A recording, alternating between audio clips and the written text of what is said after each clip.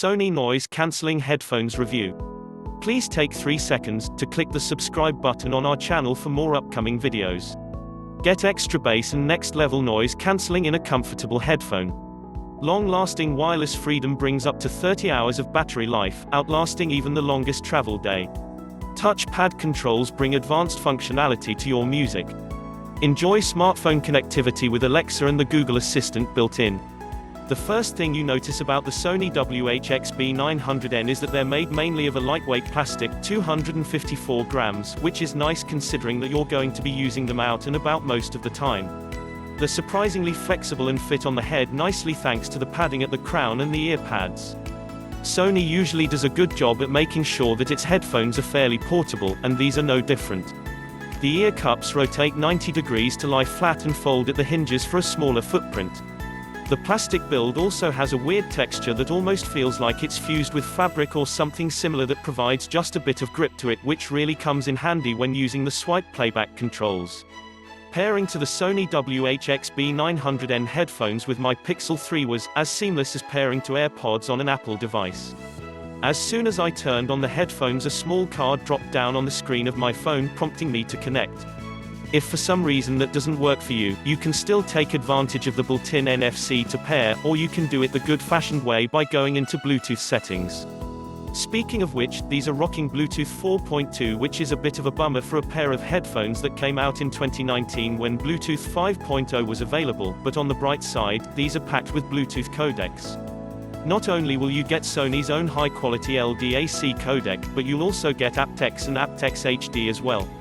Of course, none of these are perfect as our testing shows, but they let you ditch the standard SBC codec that all Bluetooth audio devices use. But you're going to want to download the Sony Headphones Connect app.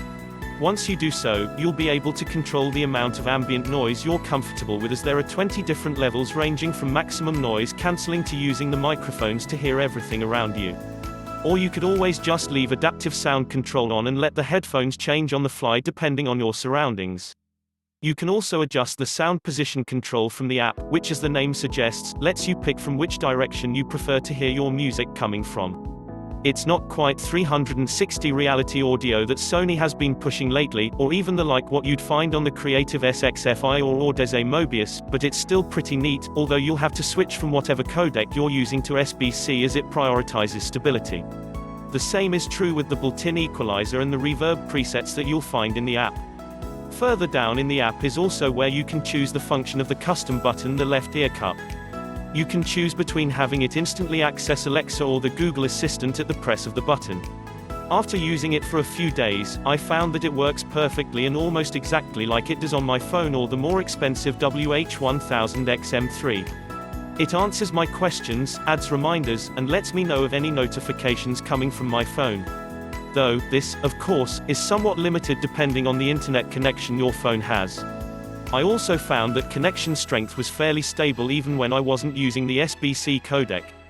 I never had a single skip in about 5 days of use when my phone was on my desk, and it only stuttered quickly once when my phone was in my pocket, which isn't bad. As far as video lag is concerned, there's none in my experience.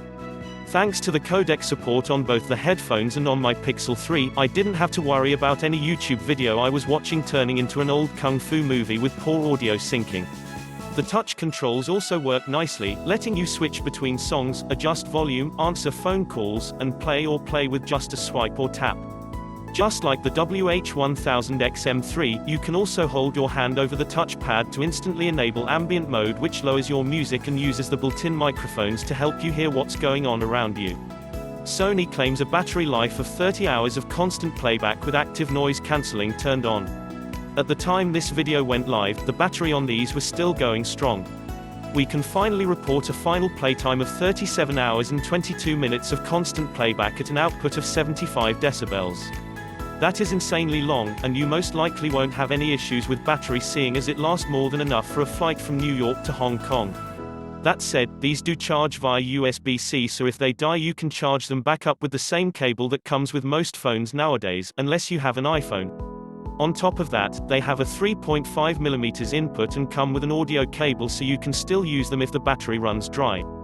While the WH-XB900N are a really good pair of headphones, they're not a replacement for the WH-1000XM3. These are now going for about $250, which is just way too expensive.